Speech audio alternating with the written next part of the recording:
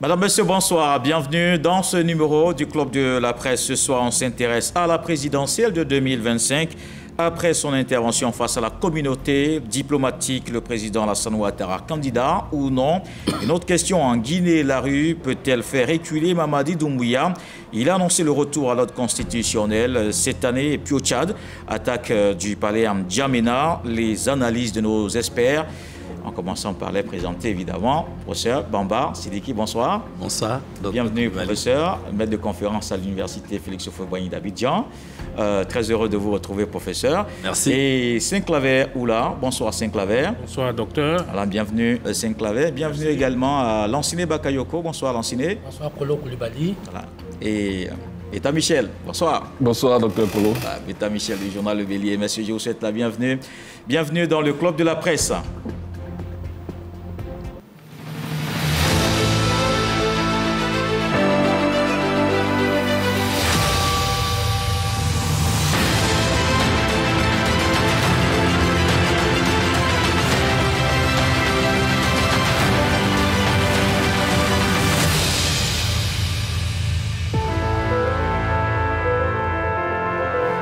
C'était face au corps diplomatique. Le président de la République s'est prononcé sur une possible candidature à la présidentielle de 2025, mais a aussi annoncé qu'il y a d'autres, une demi-douzaine, présentes dans la salle des Vissoyo. Le jeudi 9 janvier 2025, le président de la République, Alassane Ouattara, a sacrifié au traditionnel discours d'échange de vœux avec le corps diplomatique. Un exercice qui révèle souvent un tour politique, en témoigne sa déclaration.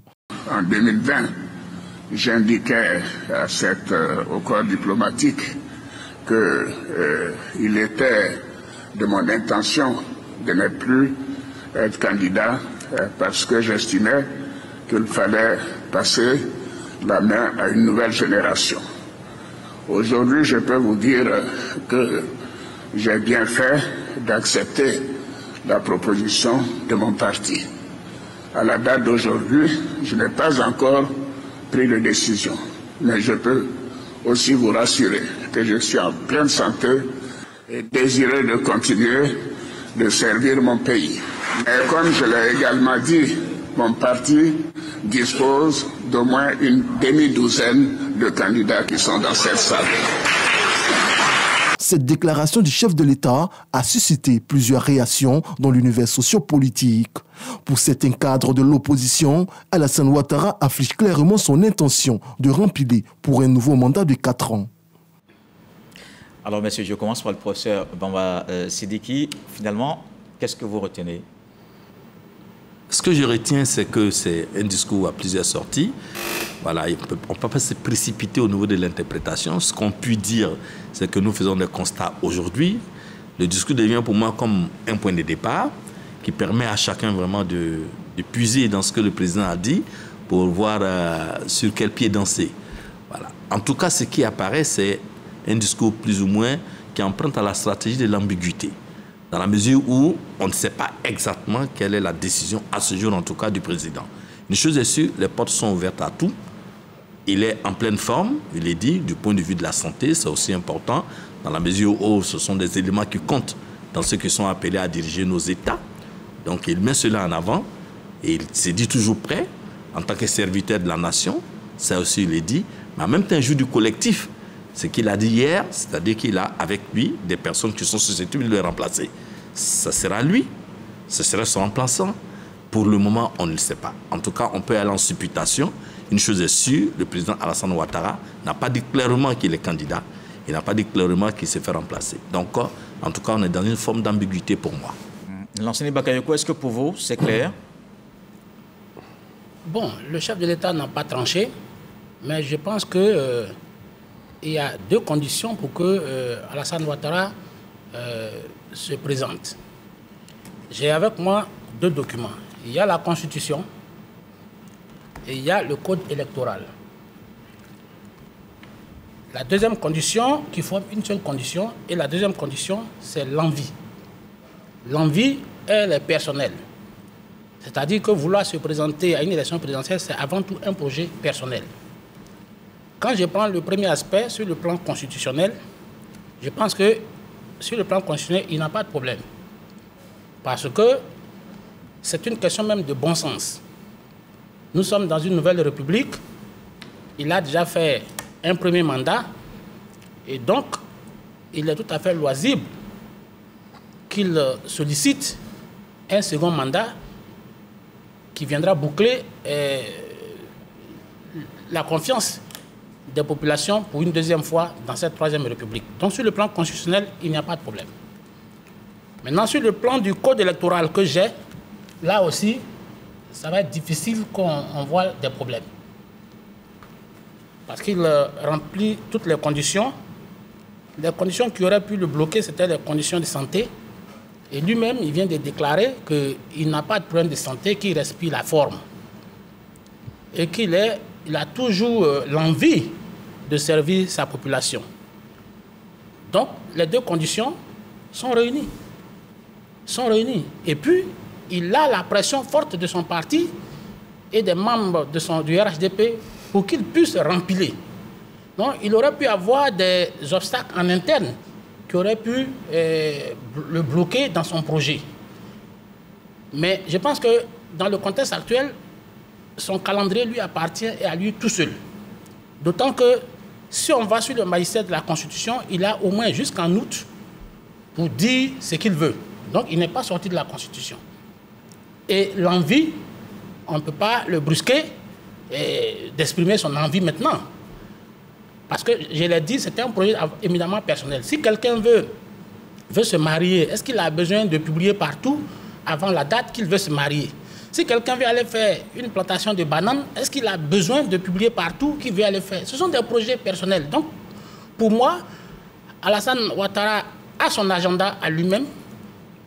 Et sur les volets légaux, je pense qu'il n'a pas de problème. Donc, il a tout un boulevard devant lui, contrairement à ses adversaires potentiels qui, eux, ont d'énormes difficultés.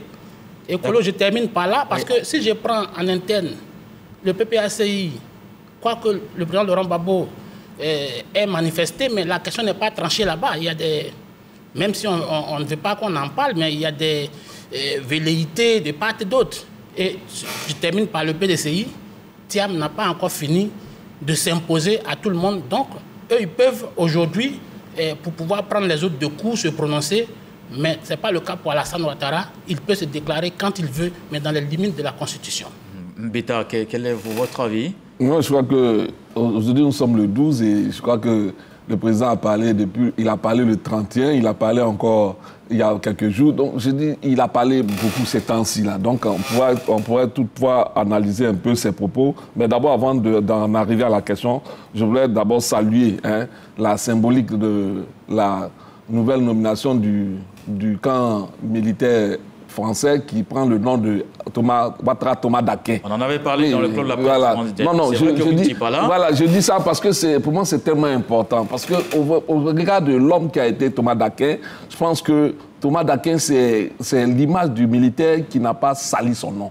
Et je crois que quand on a cette symbolique-là, il faut la rappeler à tous ces gens qui ont le devoir, l'important devoir de diriger nos armées pour dire que Thomas Dakin, c'est le service du peuple. Et moi, je crois que c'est à mettre à l'actif de cet homme-là. Bon, pour la deuxième chose, savoir si le président Ouattara ira ou n'ira pas, je fais un constat, je prends ses propos, il dit « J'ai bien fait d'accepter en 2020 l'appel de ses partisans à être candidat. À quel prix ?» C'est la question que je me pose. On a eu près de 100 morts, cette candidature acceptée là. Je crois qu'aujourd'hui, il faut qu'on soit un peu plus, je dis, un peu plus réaliste quand on regarde la souffrance de ce peuple-là. Depuis l'engagement du président Ouattara, je crois, depuis 1995, 2000, 2010, il y a eu trop de drames. Je crois que quand on arrive à ce niveau-là et qu'on peut avoir l'occasion de céder le pouvoir sans vraiment, de façon pacifique, il faut essayer, Et pour cela, non, s'il te plaît, non, s'il te plaît, tu me laisses finir. Tu me laisses finir. Non, si tu ne me laisses pas finir, je ne finirai pas. Maintenant, je vais plus loin. Voilà, je vais plus loin pour dire que, non, s'il te plaît, laisse-moi finir. Je t'ai laissé parler, tu me laisses parler. Non, oh, mais s'il te plaît. Le révisionnisme, on ne peut pas l'accepter. Mais je veux dire quoi? Peut-être qu'on n'est pas responsable. On n'est pas coupable, mais on a une responsabilité en tant que chef d'État. C'est pourquoi il dit, cette année, je vous garantis des élections en paix des élections crédibles et transparentes. C'est dit, toute sa responsabilité, on la mesure. Et quand tu prends ce type de responsabilité, tu les as pris en 2020, et cela nous a entraîné dans cette dérive-là. Je crois qu'aujourd'hui, quand on a entendu notre ministre de la Justice dire que le président Ouattara ne pouvait pas se présenter au regard de la nouvelle Constitution à la présidentielle et que les rédacteurs de la Constitution l'ont dit et qu'ils viennent nous brandir la Constitution pour nous dire qu'il peut se présenter, je crois qu'il y a un problème d'éthique. Il y a un problème d'éthique qu'il faut... Est-ce qu'on peut revenir à ma question? Oui, mais ta question c'est est-ce qu'il dira ou pas? Oui. Moi je crois que pour le bon sens, pour la bonne voie de ce pays-là, il faut qu'il accepte de se retirer. Il faut qu'il accepte de se retirer pour éviter qu'on rentre encore dans une spirale de violence comme ça a entraîné en 2020. Voilà. Saint-Claver-Oula? Oui, merci Kolo. Je profite aussi de la passe que tu me fais pour appeler un peu nos confrères au calme ici sur ce plateau. Non, je pense qu'il faut laisser chacun s'exprimer aussi. Voilà, c'est ça, pour qu'on puisse discuter aisément. Mais pour revenir à la question, moi je pense que les puzzles se mettent en place pour que le président Alassane Ouattara soit candidat. Ça dit, c'est vrai que mon confrère Bakayoko a tenté quelques explications, mais à 10 mois de la présidentielle, à 10 mois d'octobre 2025, c'est clair que le président Alassane Ouattara, qui en 2020, à la veille de la nouvelle année, dans son adresse à la nation, a déclaré ouvertement sa candidature. En 2024, dans son adresse à la nation, a fait fi de ce point-là. Il n'a pas dit ouvertement qu'il serait candidat. Ici encore, devant le Congrès, le mois passé, il n'a pas aussi abordé cette question et on a eu à faire un débat ici même sur ce plateau. Donc aujourd'hui, malgré la demi-douzaine dont il a parlé, et tout à l'heure il a rappelé, il a dit que en 2020, il a eu l'intention de se retirer parce que son parti avait des personnalités compétentes pour se présenter. Et donc de 2020 à 2025, c'est-à-dire 5 ans, lui et son parti, le RHDP, ne se sont pas donné les moyens de préparer une personnalité qui va lui succéder. Donc si ce n'est pas fait, cela voudrait dire que c'est à dessein. Et il laisse la voie à sa candidature, à nouveau en 2025. Donc, au-delà de ces explications, la question que je me pose, c'est est-ce qu'en dehors de Ouattara aujourd'hui, le RHDP a véritablement une alternative à Ouattara? Et il a parlé d'une demi-douzaine. Oui, il a parlé d'une demi-douzaine, mais est-ce que dans cette demi-douzaine, il y a des personnalités aujourd'hui qui peuvent être des rassembleurs en interne au sein du RHDP? Et on voit un peu des velléités, même si ces velléités sont étouffées par sa présence, parce que ce qu'il faut noter aussi, c'est que le président Alassane Ouattara, c'est le grand chef. Au RHDP, c'est le grand chef. C'est la personnalité qui s'impose, la personnalité qu'on ne peut pas contredire.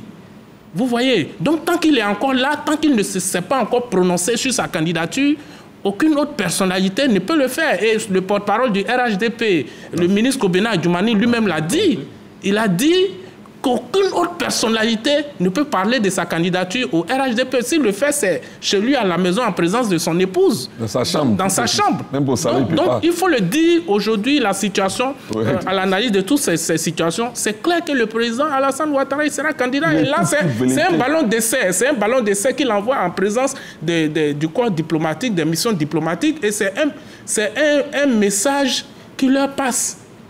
Sublimé, à la limite. À la limite. Et parce que, pour terminer, il y a un fait qu'il faut rappeler.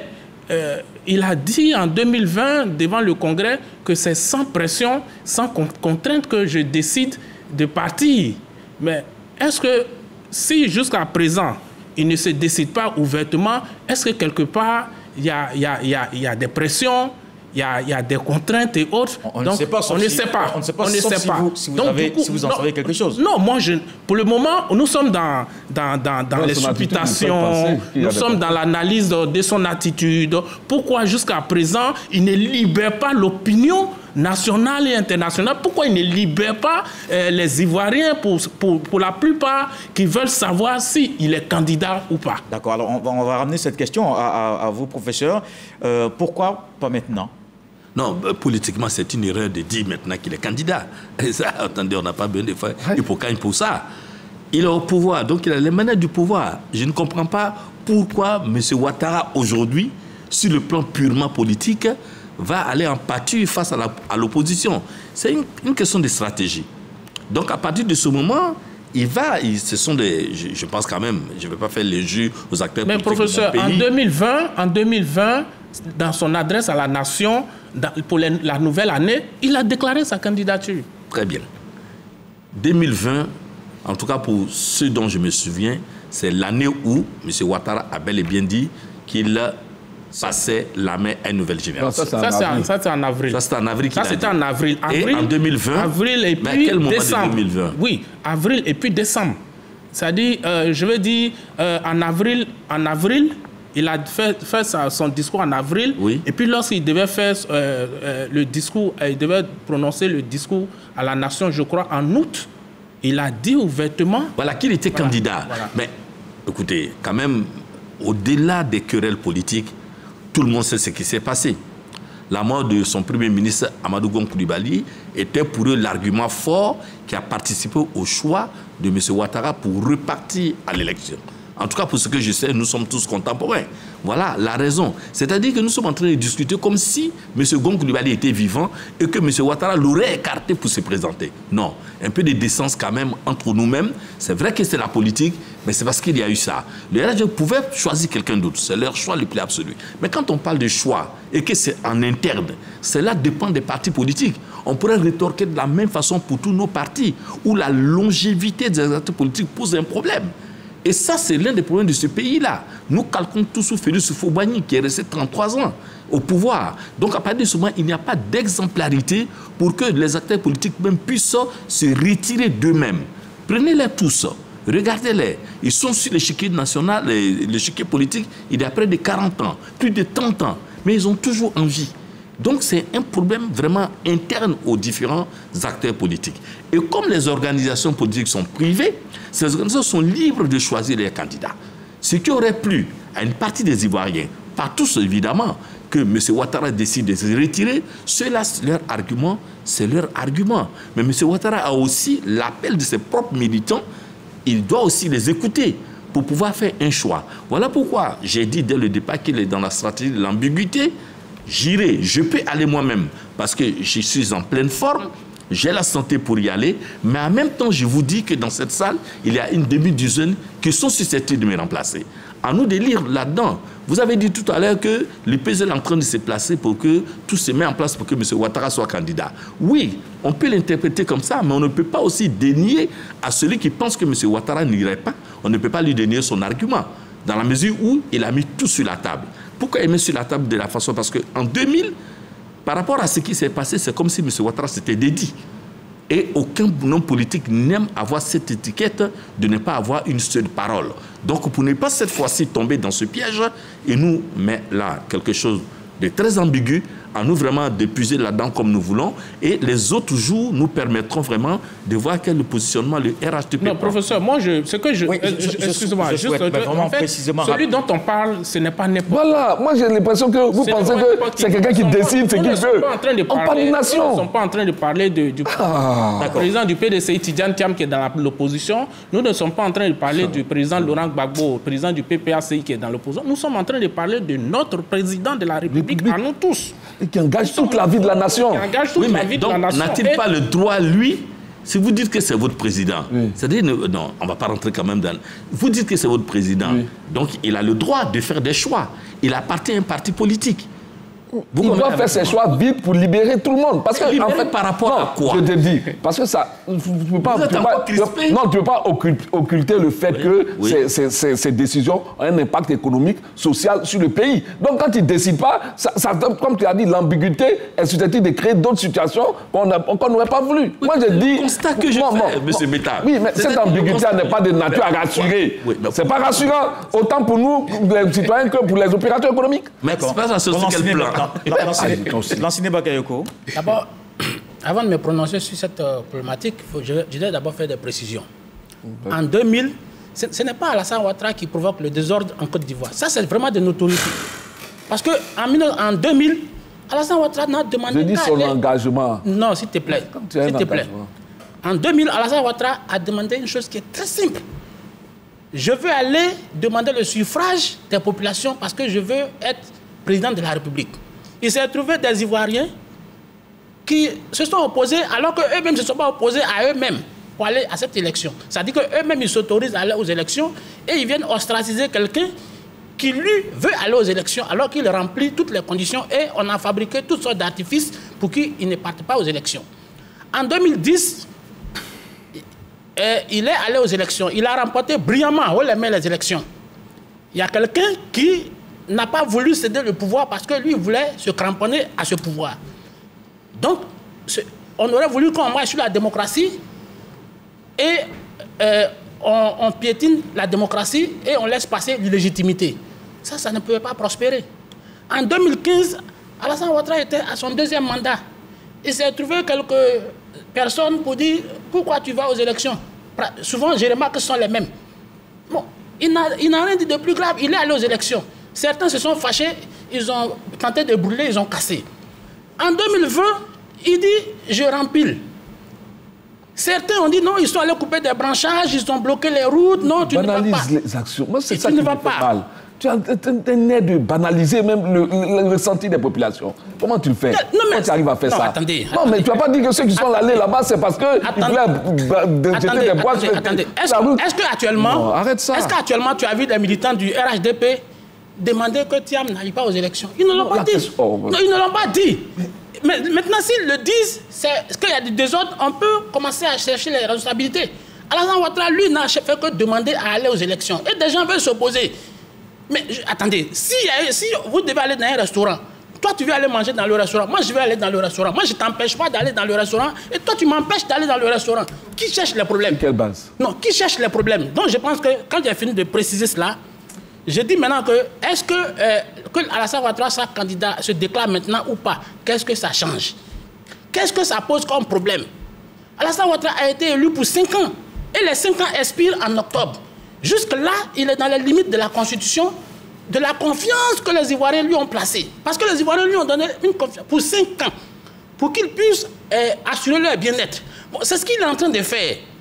Il a ses projets qu'il est en train de mettre en place. Et des gens veulent qu'on vienne avec des bavardages inutiles maintenant pour empêcher ces projets. Parce que si on le fait maintenant, le risque c'est quoi? C'est que les populations lui demandent compte. Tu avais encore 8 mois, tu pourrais peut-être faire un puits chez moi à Touba. Peut-être tu aurais pu faire une piste rurale, reprofilage à Diokwe. Et les gens veulent qu'il abandonne ces projets-là pour venir s'asseoir dans un bavardage. Non, je veux ceci, je veux cela. Si aujourd'hui Alassane Ouattara dit qu'il est candidat, par exemple, tu dis que ça permettra en tout cas d'ouvrir les pistes, de savoir ce qu'il veut faire. Mais vraiment, on serait dans l'immobilisme.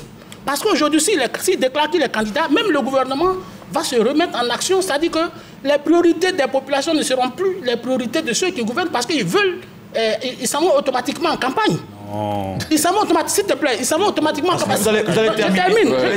Je termine. Si Alassane Ouattara dit aujourd'hui, non, s'il te plaît, s'il te plaît, leurs compétences de non, si Alassane Ouattara dit aujourd'hui qu'il est candidat, il ce travail et puis aller en campagne. S'il te plaît, il va terminer. Si Alassane je suis cohérent, je suis cohérent. Tu peux pas dire parce que le président Alassane Ouattara mais s'il dit qu'il est candidat, c'est terminé. Attendez, tu me laisses, je termine et j'attends ton argument. J'attends un contre-argument. Si Alassane Ouattara dit aujourd'hui, déclare ce soir qu'il est candidat, automatiquement, c'est comme... Les ministres vont en campagne. C'est comme si automatiquement, ceux qui se soutiennent sont en campagne. Et puis les adversaires engagent les hostilités. Pourtant, on a besoin d'encore 8 mois pour les projets sociaux. Vous l'avez dit. Tu sais, souvent, on aime prendre des exemples. On aime s'appuyer. Il n'y a aucune contrainte qu'Alassane Ouattara se déclare maintenant ou demain. Vous l'avez déjà dit. Il n'y a aucune contrainte. Je disais, on aime souvent citer un exemple, le Ghana. C'est un pays qui nous donne l'exemple de la démocratie.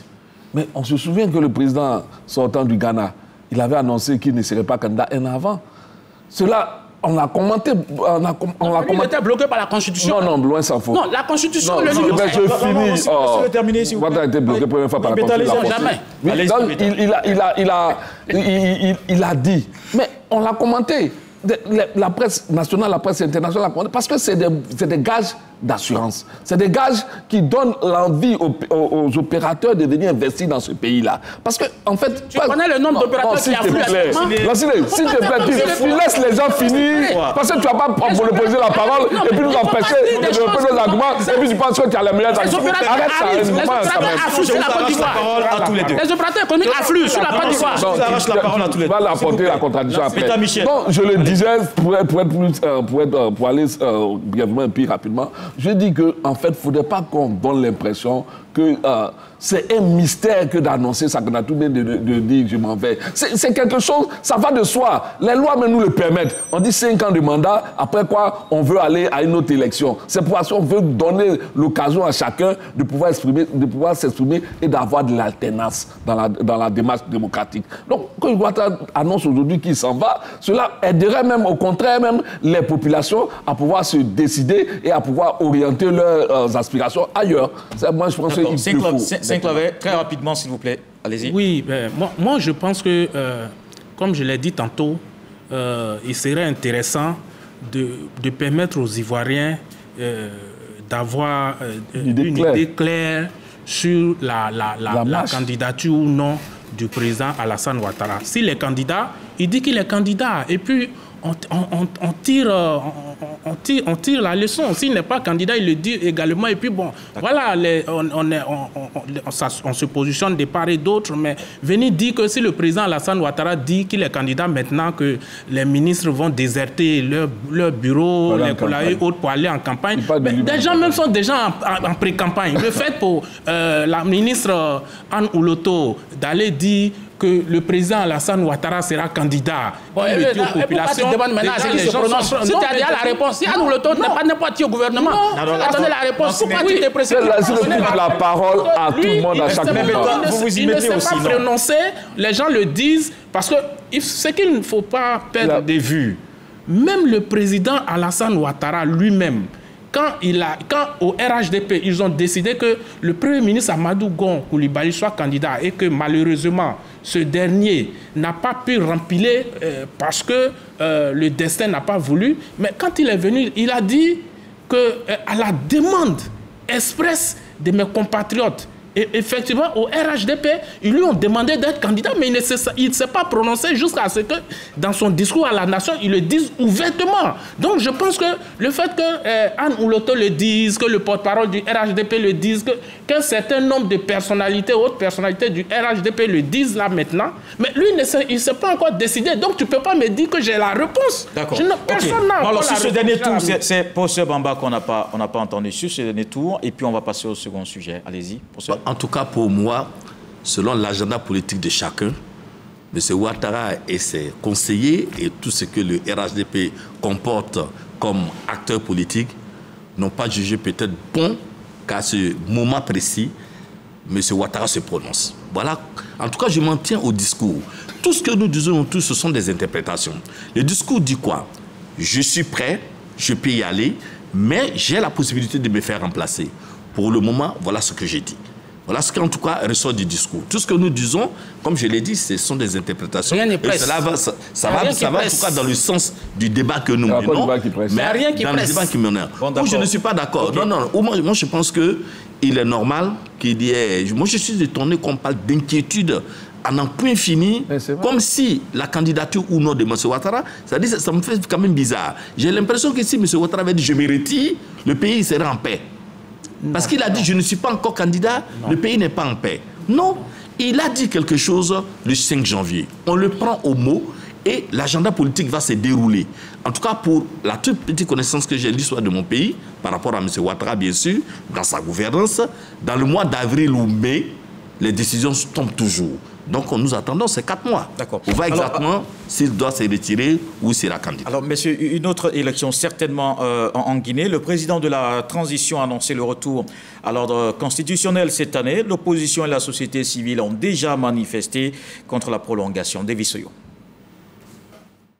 Fin de la transition guinéenne depuis le 31 décembre 2024. Le général Mamadi Doumbouya passe à une autre étape pour demeurer à la tête de la Guinée, plongeant le pays dans une zone de turbulence politique. Aucun signe concret de remise du pouvoir aux civils n'a été observé, alimentant frustration et méfiance chez les populations. Les manifestations se multiplient, portées par des citoyens et des acteurs politiques de plus en plus sceptiques quant à la volonté réelle de la junte de respecter ses engagements.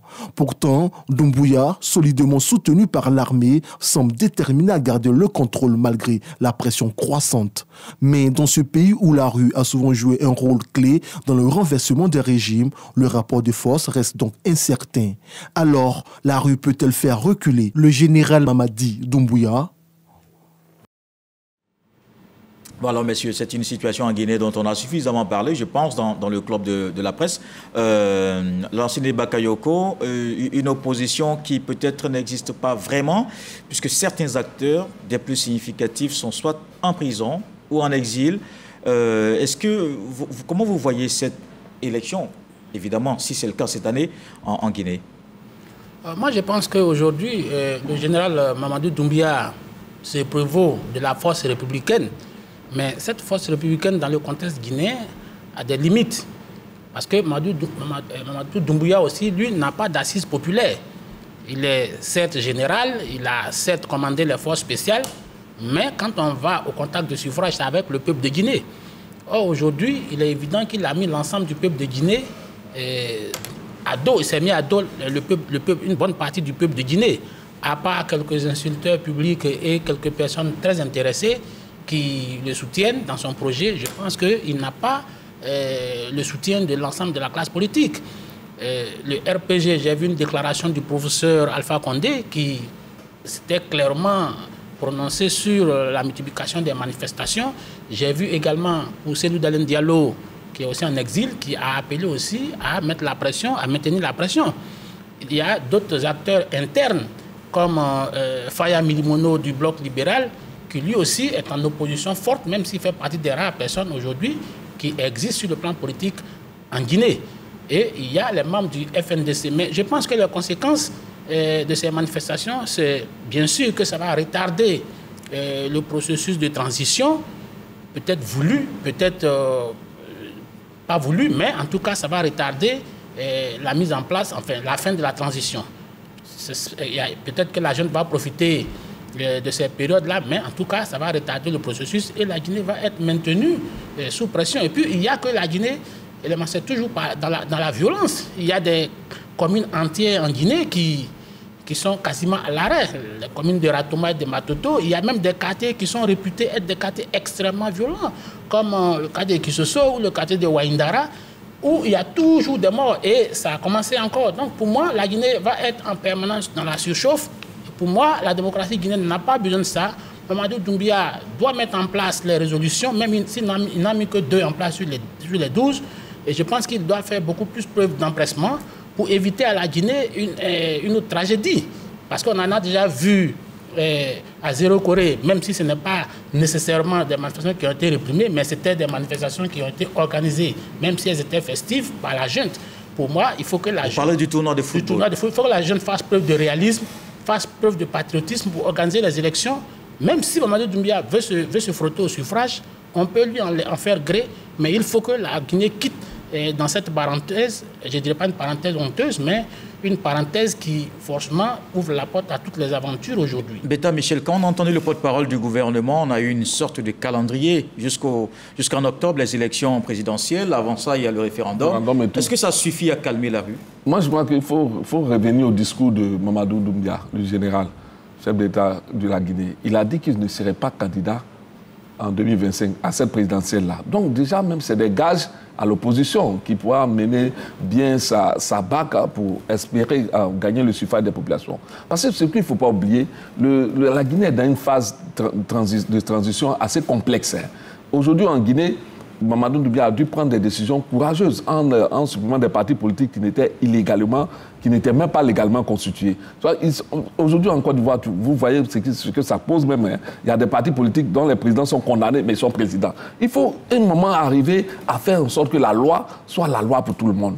Hein, et moi, je pense que c'est ces décisions courageuses-là qui me font croire que Mamadou Doumbia peut être sur la bonne voie, malgré les oppositions, parce que en fait, il faut pour aboutir à la sortie de cette transition, il faut l'implication de tous, que ce soit l'opposition, que ce soit la société civile, pour qu'on arrive à une Guinée qui se construit sur la légalité, sur les textes. Ce qu'on oublie, que c'est la volonté du président Conté de briguer un troisième mandat qui a entraîné toute cette dérive à laquelle on est tombé dans la transition guinéenne.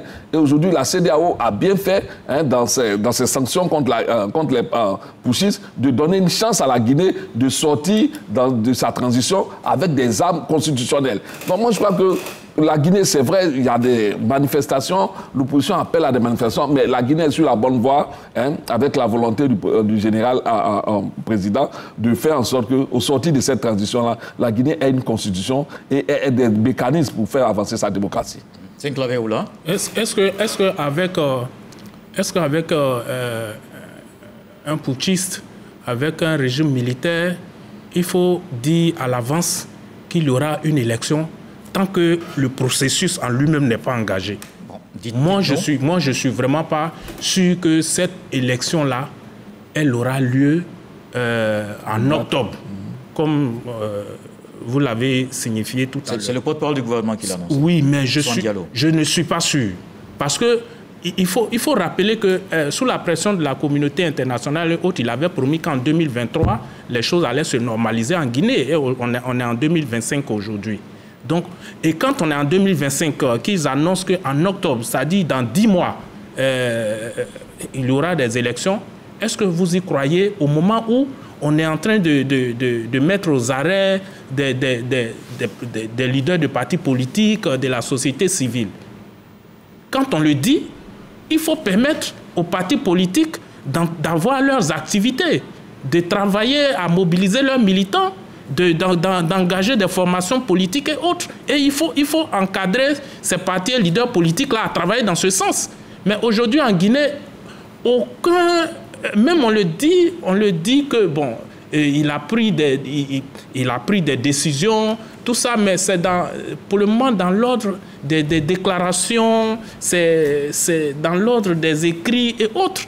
Mais il n'y a vraiment pas d'action véritable. Des manifestations sont réprimées. Des leaders d'opposition cherchent à entretenir leurs militants, à faire travailler leur parti politique, mais ça n'existe pas aujourd'hui en Guinée. Donc il n'y a pas d'éléments rassurants sur lesquels se baser pour dire qu'effectivement, d'ici octobre, les choses vont se mettre en place, les choses vont se normaliser et qu'il y aura une élection démocratique en Guinée. Est-ce que vous partagez, professeur Bamba, ce pessimisme, hein, de Saint-Claver-Oula? Oui, si nous prenons l'histoire de l'Afrique et de tous les coups d'État, en tout cas, je ne sais pas comment la Guinée va faire pour pouvoir respecter en 10 mois ce que Mamadou Doumbia n'a pas pu respecter en 3 ans. Voilà, depuis 2021 que le coup d'État a lieu, on constate que ce sont des promesses non tenues. Donc je pense qu'aujourd'hui, nous sommes dans une phase de rupture de confiance. Et cette rupture de confiance s'accentue avec l'absence des acteurs politiques majeurs qui sont en exil. Pour le peu que je sais, pour qu'un processus puisse marcher, il faut d'abord le retour des exilés sur les terres natales. Cela est très très important. Ça participe déjà à calmer des militants en interne. Parce que tant que le leader politique est à l'extérieur, il y a des formes de tendance à l'échauffourée qui disent pas leur nom. Donc il faut permettre leur retour. Et quand le retour est fait, il faut s'accorder sur le processus électoral en lui-même. Et nous, Dieu seul sait combien ça prend du temps. Donc je pense que la Guinée, si nous avons beaucoup de chance, à moins qu'il y ait un coup d'État en temps, ce que je ne souhaite pas pour ce pays-là, peut-être qu'ils ont beaucoup de chance en 2026 ou 2027, ils feront des élections, mais en tout cas pas en 2025. Alors, oui, l'ancien Bakayoko. Je ne comprends pas comment Beta fait, je ne sais pas où est-ce qu'il tire la force pour donner une telle crédibilité, en tout cas un tel crédit au régime de Mamadou. Il dit, c'est pas candidat. Non, il a dit dès le début de son affaire, mais peut-être n'a pas écouté les discours qui ont suivi ces derniers jours.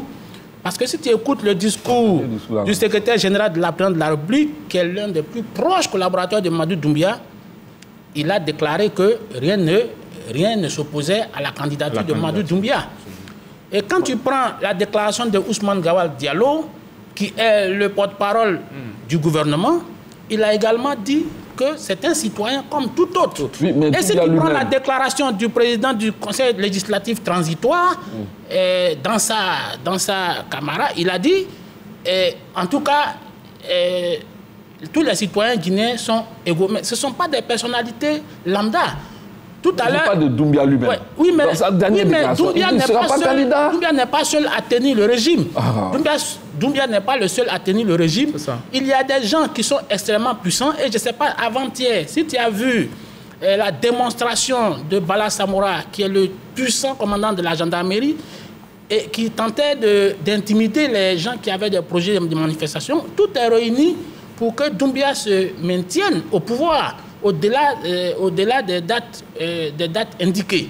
Et puis, par ailleurs, sur les 12 points, si on veut être indulgent, on dira qu'il a peut-être mis en place que 2 points.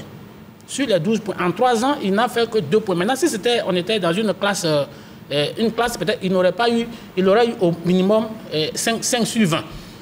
Donc, quelqu'un qui a 5 sur 20, je ne sais pas comment il peut être admis en classe supérieure à la fin de l'année. Aujourd'hui, il n'y a aucune disposition pratique de bon sens qui est prise par la junte pour pouvoir aller à des élections crédibles. Ceux-mêmes qui vont compétir sont tous en exil. Vous avez vu qu'il y a au moins 3 jours, Aliou Ba qui est aujourd'hui l'un des leaders significatifs présents sur le sol guinéen, qui a été jeté en prison pour 2 ans.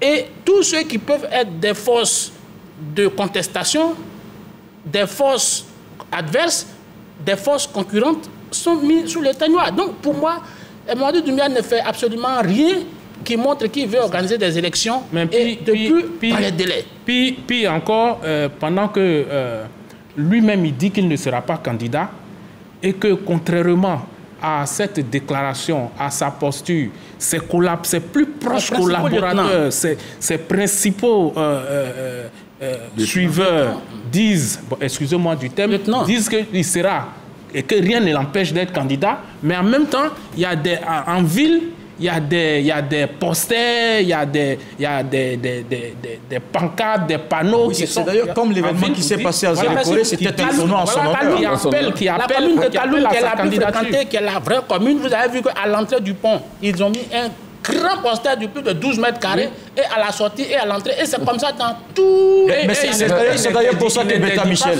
C'est peut-être pour ça que Beta Michel dira qu'il va répondre à l'appel du peuple. Non, moi je ne crois pas. Lui-même, il a dit, je crois qu'il va respecter sa parole, parce que aussi il faut le prendre sur le fait accompli. Il a dit qu'il ne sera pas candidat à cette élection à venir. Ne le dit pas aussi. Non, lui-même, dans ses propos de fin d'année, il a dit... Chez nous-mêmes, ici en Côte d'Ivoire... Non, moi je veux faire confiance à ce général-là, qui a pris, il ne faut pas se le leurrer, il a pris quand même des décisions assez fortes pour la guider. Et moi je crois qu'il va les respecter.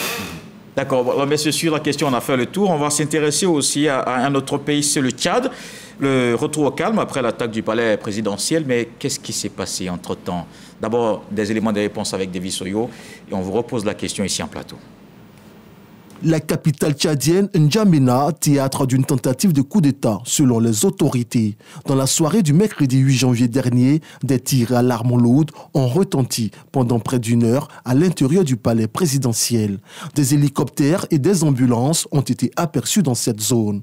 Le quartier de la présidence et ses environs ont été bouclés par les forces de défense et de sécurité. Quelques heures plus tard, les autorités ont affirmé avoir déjoué une tentative de déstabilisation orchestrée par des pieds niquelés, drogués et alcoolisés. Le président tchadien Mahamat Idriss Déby Itno parle plutôt d'une tentative d'assassinat sur sa personne. Bilan, un mort côté loyaliste et extermination du mystérieux commando.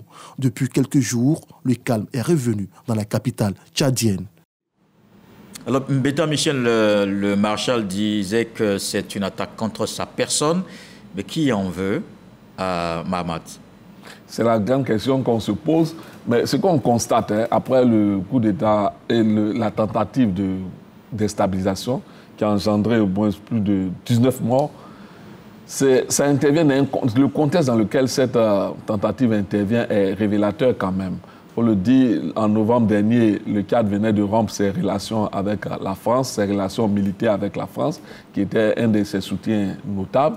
Et aujourd'hui, à quoi assistons-nous? À une tentative de coup d'État. On peut naturellement se poser des questions. Qui en veut à la vie du général et du président de la République, parce qu'il est président de la République depuis mai, il a été élu, donc du président de la République tchadien.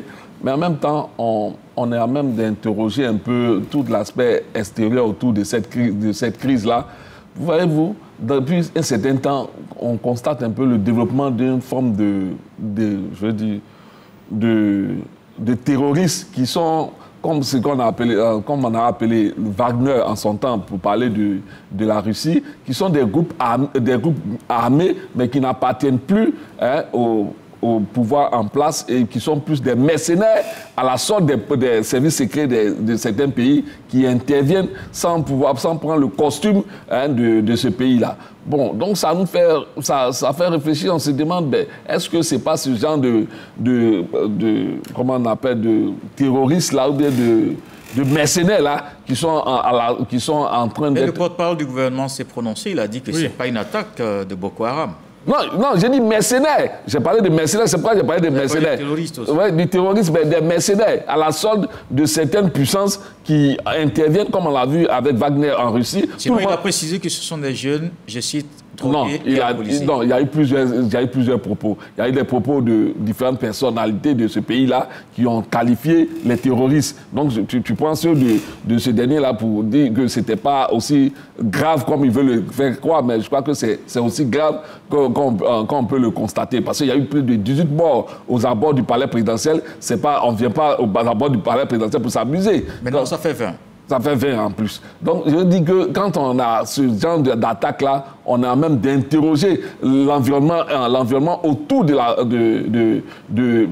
autour de l'environnement même militaire, même dans le monde. Parce qu'aujourd'hui, qu'est-ce qu'on constate malheureusement? Les puissances militaires qui ont été déboutées dans certains pays ont mis en place une certaine armée de mercenaires qui interviennent sans le manteau de ces puissances militaires-là, mais avec leur appui. Donc, ils sont au service des services secrets et ils attaquent... Il y a une opinion qui estime qu'il y a une sorte de facilité de pénétration de la capitale jusqu'au palais, qui peut-être aussi révélateur d'un autre-coup d'État pour renforcer la légitimité des Mahamat. Oui, effectivement. Oui, effectivement, parce que le ministre des Affaires étrangères, qui est le porte-parole du gouvernement, Abderrahmane Koulamala, lui-même, il a dit que cette attaque-là était menée par des personnes venant du sud de N'Djamena et que c'était un ramassis de pieds nickelés, des personnes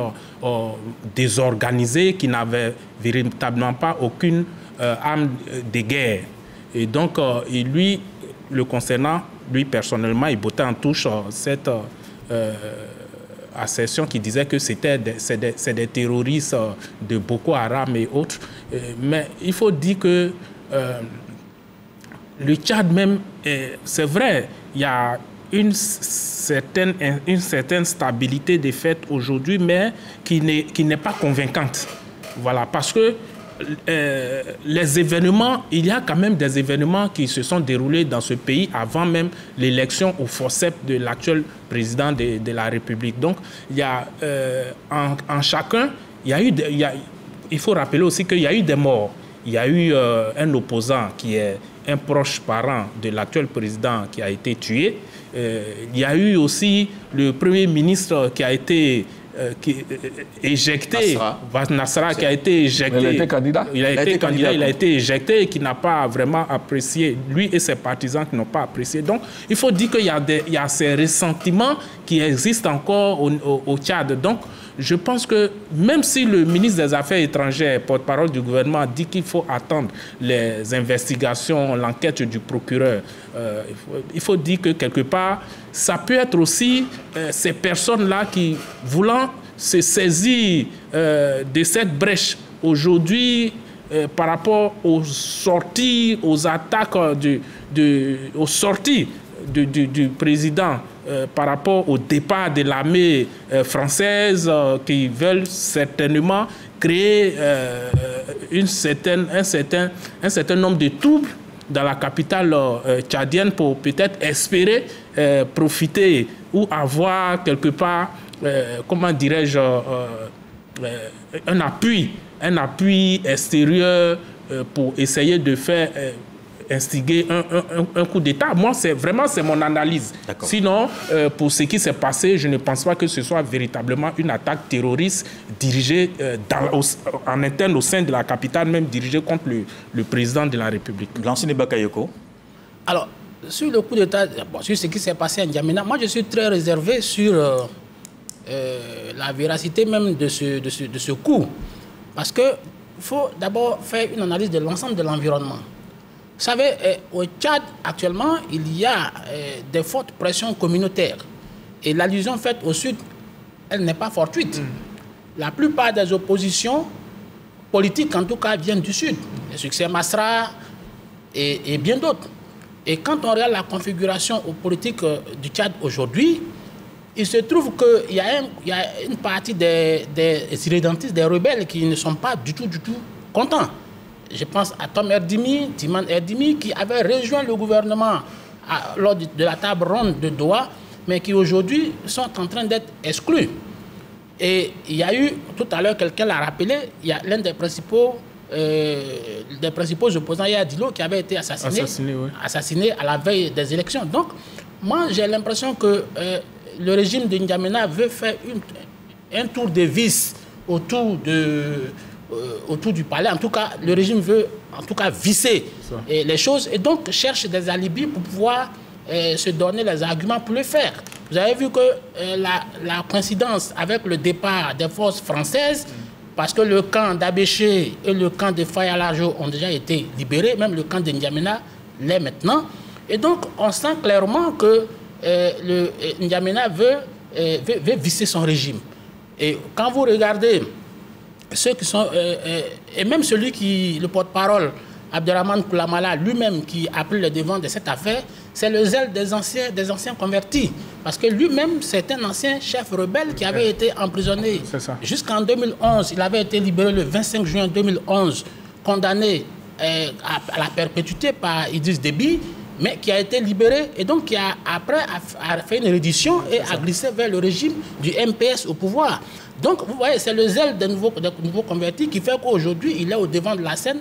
Et si vous remarquez la terminologie, en tout cas la phraséologie qui se fait à N'Djamena, vous avez vu que ce n'est pas fortuit.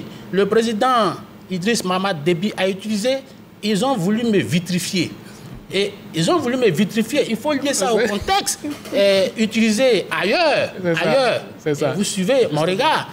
Le même mot a été utilisé. C'est difficile de suivre votre regard, sauf si vous parlez clairement. Mais vous avez vu le français, l'avocat français qui a dit ici que un autre français avait décidé de vitrifier un Ivoirien.